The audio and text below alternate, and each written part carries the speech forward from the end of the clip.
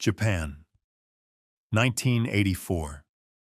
For decades, Japan was considered one of the safest countries in the world. Children walked to school alone. Candy sat untouched on store shelves, and people trusted the companies that fed their families every day. Then suddenly, someone turned that trust into fear, and for 17 terrifying months, an invisible group of criminals would hold an entire nation hostage, not with bombs, not with guns, but with poison, threats, and fear powerful enough to shut down one of the safest societies on Earth. They called themselves the Monster with 21 Faces, and nearly 40 years later, nobody knows who they were. Osaka, Japan, March 18th, 1984.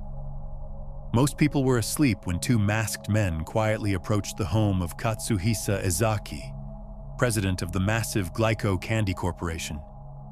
To millions of children, Glico was familiar, safe, normal. But that night, the company became the target of one of the strangest criminal campaigns in modern history.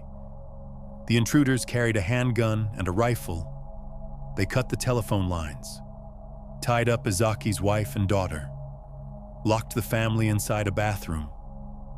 Then they dragged the company president naked from his own home and disappeared into the darkness. No witnesses, no alarms, no clues.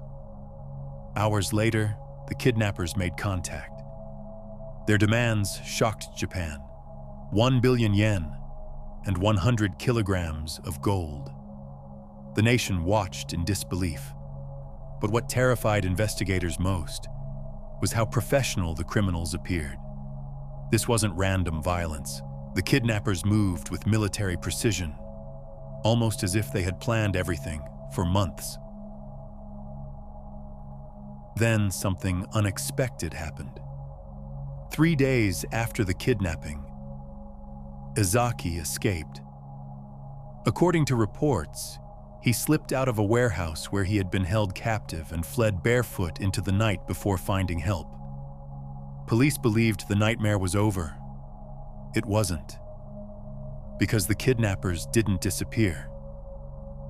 Instead, they transformed into something far more dangerous. Soon afterward, Japanese newspapers began receiving bizarre typed letters.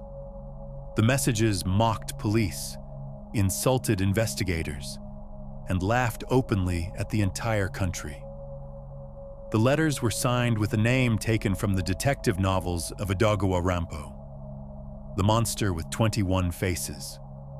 In the novels, the monster was a master of disguise, a criminal capable of becoming anyone. And that was exactly how the real criminals operated. Nobody knew how many members existed, what they looked like, where they lived, or what they truly wanted. At times they sounded intelligent, at times insane. Sometimes their letters felt almost playful. Other times, they sounded deeply disturbing. One message read, "Dear dumb police officers, don't tell lies. All crimes begin with a lie." Japan had never experienced criminals like this before. The group wasn't hiding from attention. They were feeding on it. Every letter increased public panic. Every failure embarrassed the police even more. And then, the monster with 21 faces made a threat that changed Japan forever. In May 1984, the group announced they had poisoned Glico candy with potassium cyanide. Suddenly, ordinary supermarkets became terrifying places. Parents rushed into stores, pulling products from shelves. Some families threw away entire bags of candy at home. Children cried after being told they could no longer eat their favorite snacks. For weeks, something as simple as buying candy felt dangerous. Glico immediately removed every product nationwide. The financial damage was catastrophic. More than $130 million disappeared almost overnight. Hundreds of employees lost their jobs, and the fear spreading across Japan became impossible to control. But then investigators discovered something even worse. The monster wasn't bluffing anymore. The group escalated rapidly. Company vehicles were burned.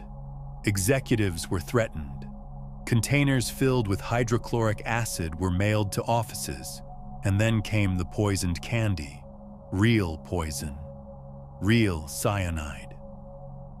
In October 1984, employees discovered several boxes of Morinaga candy sitting on store shelves with terrifying warning labels attached. The labels read, "Danger, contains poison." Inside the candy, investigators found lethal cyanide. Had the labels not been attached, children across Japan could have died. And perhaps the strangest part of all was that the criminals seemed to want the poison discovered. Almost as if fear itself was the real weapon, not murder, psychological terror. By this point, Japan was in chaos. Stores inspected products by hand. Parents stopped trusting food companies. Police launched one of the largest investigations in Japanese history. Over 1 million investigative hours. 125,000 suspects. Enormous surveillance operations. And still, the monster with 21 faces remained invisible. But then investigators began noticing the same mysterious figure appearing repeatedly near ransom exchanges. A lean man, sharp features, calm expression, and eyes witnesses described as eyes like a fox. Soon, he became one of the most infamous unidentified figures in Japanese criminal history. The fox-eyed man.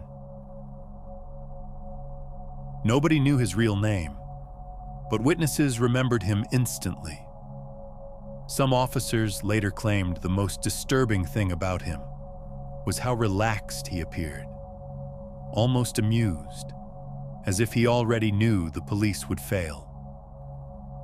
During one ransom exchange on a train platform, investigators spotted the man silently observing undercover officers from a distance. When police moved toward him, he disappeared into the crowd before they could react. It was like chasing a ghost.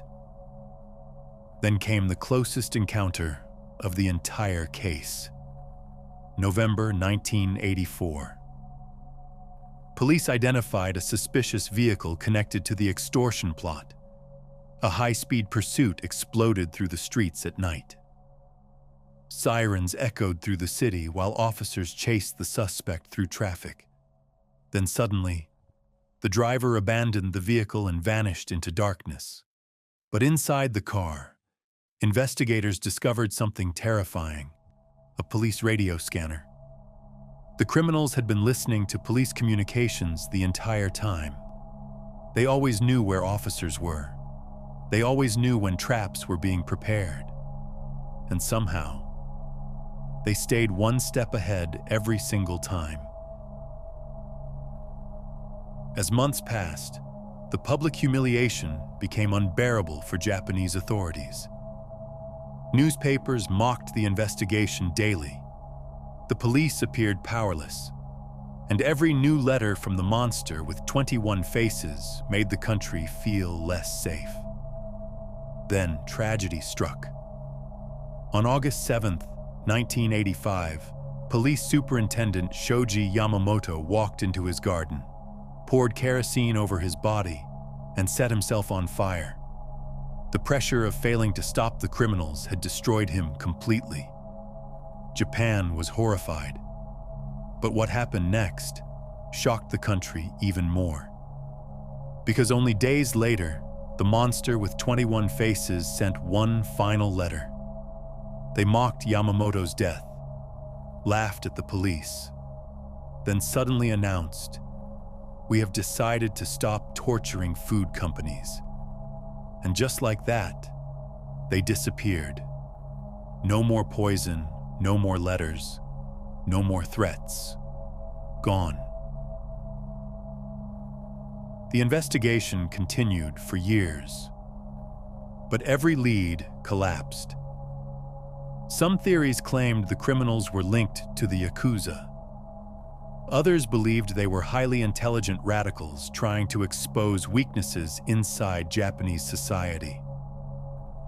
Some investigators suspected disgruntled former employees seeking revenge against major corporations. Others believed the entire operation was orchestrated by brilliant criminals who simply enjoyed humiliating authority. Nobody knows. And perhaps the most terrifying part of all is that they may have succeeded perfectly. Because despite terrorizing an entire nation, despite poisoning food, despite destroying lives and bankrupting companies, the monster with 21 faces was never caught. Not a single confirmed member was identified. The fox-eyed man vanished forever, and eventually, the statute of limitations expired, meaning even if the criminals confessed today, they could never be prosecuted. But the fear they created never fully disappeared.